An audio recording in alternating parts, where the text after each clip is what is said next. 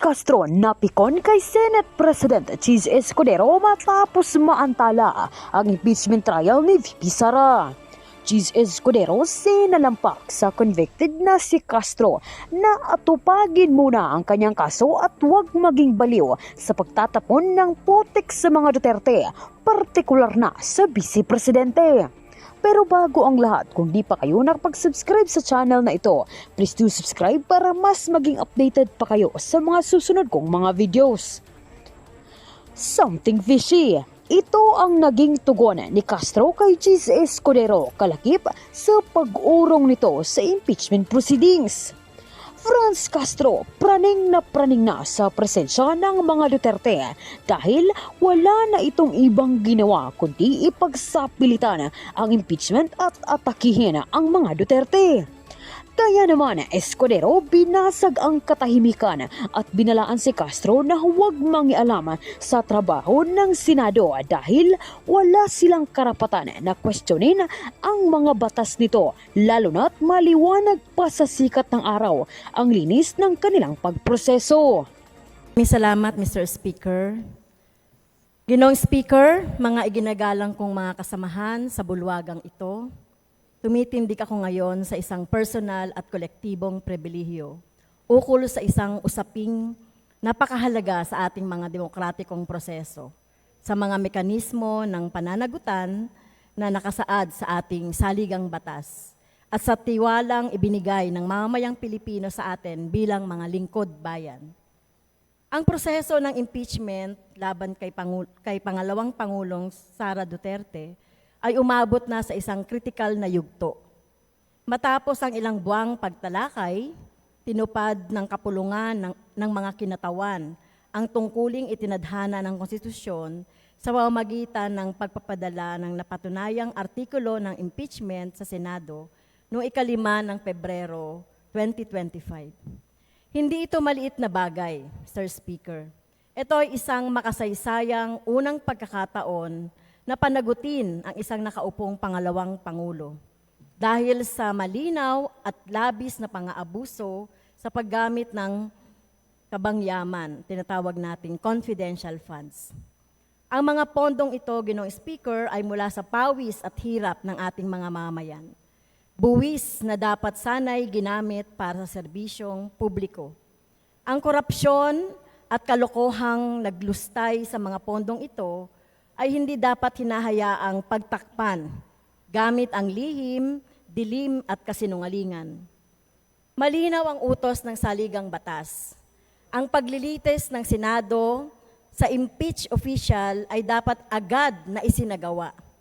Trial by the Senate shall forthwith proceed sa oras na ipinadala ang articles of impeachment at sinang-ayunan ng hindi bababasa 1/3 ng mga miyembro ng kapulungang ito. Ngunit, sa kabila ng utos na ito, nasaksihan natin ngayon ang nakakabahalang pagtatangka na ipagpaliban, idribol, isalaula at sa huli, hadlangan ang prosesong ito. Pebrero pa nang pinadala natin ang impeachment complaint sa Senado. Pero anong petsa na? It's been 4 long months.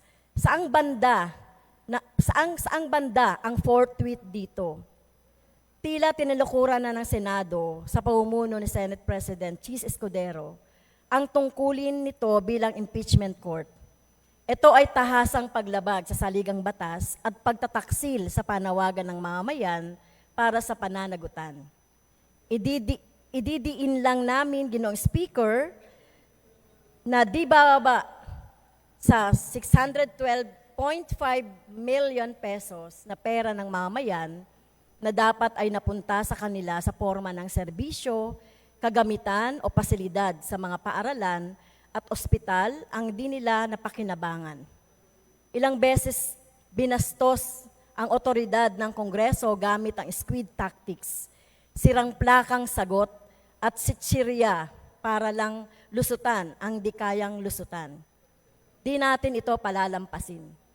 Ginoong Speaker, paalahanin natin ang ating mga sarili at ang ating mga kasamahan sa Senado na maglinaw sa sinasabi ng saligang batas.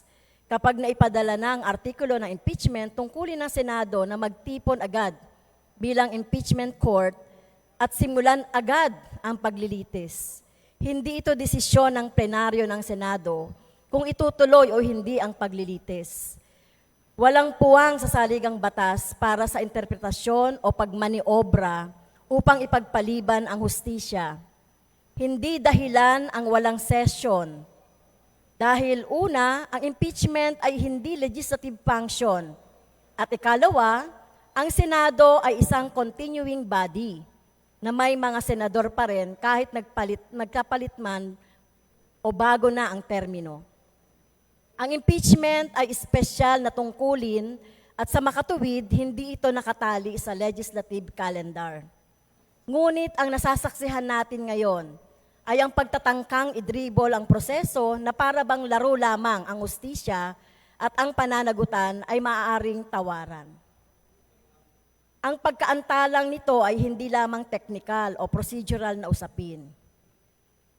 Isa itong sinadyang hakbang pampolitika, isang hakbang na nagsisilbi sa interes na naghaharing uri kapalit ng transparency, pananagutan at hustisya.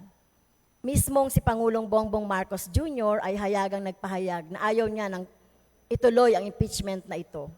Ang kanyang mga pahayag na humihikayat ng political accommodation at pumipigil sa paglilitis ay nagpapakita ng kawalan ng prinsipyo, pagkatakot sa magiging ganti ng dating kaalyado sa eleksyon at pagkapit sa kapangyarihan.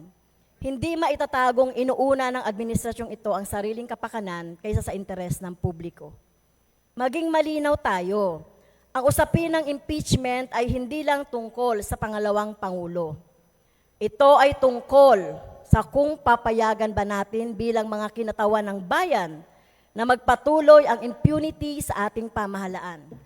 Ito ay tungkol sa kung pananagutin ba natin ang mga gumagamit ng pondo ng bayan para sa pansariling interes na nagtatago sa likod ng confidentiality habang ang ating mga mamamayan ay naghihirap sa pagtaas ng mga presyo, mababang sahod, at bumabagsak na sistema ng edukasyon at kalusugan. Ito ay tungkol sa kung ipaglalaban ba natin ang rule of law o hahayaan itong isang tabi ng mga alyansang pampolitika at laro ng kapangyarihan. Ang kawalang aksyon ng Senado o mas masahol pa, ang tahasang pagtanggi nitong ituloy ang paglilitis ay isang insulto sa sambayanang Pilipino.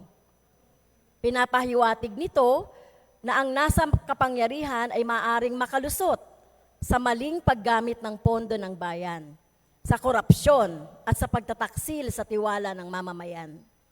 Sinasabi nito